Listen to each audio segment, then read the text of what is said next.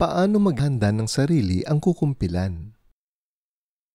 Sa kumpil, tinatanggap ang Espiritu Santo at ang kanyang 7 kaloob upang maging ganap na Kristiyano. Ang kumpil ay nagpapatibay at nagpapatatag ng biyayang natanggap sa binyag. Kailangang ihanda ang sarili bago tumanggap ng napakahalagang sakramento ng kumpil sa pamamagitan ng mga sumusunod.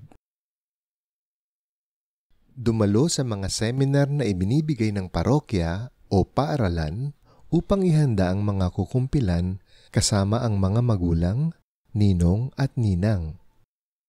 Magandang pagkakataon ito upang sariwain ang mga napag-aralan bilang mga Katoliko.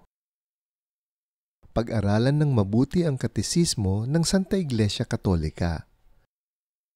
Ang paghahanda ay dapat nakatuon sa mas malalim na pakikiisa kay Kristo.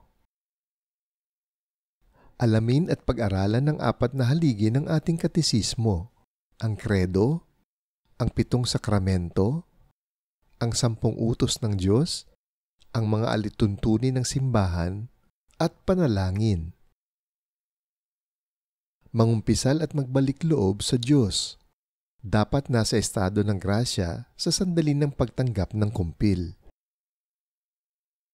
Bukod sa pangungumpisal, dapat maging madasalin at palasimba upang maging kalugod-lugod ang pagtanggap ng sakramento ng kumpil.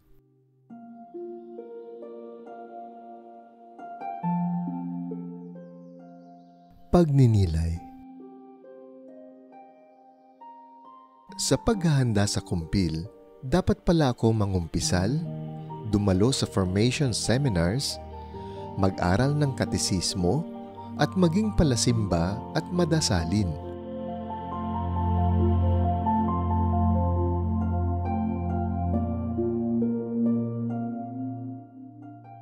Panalangin.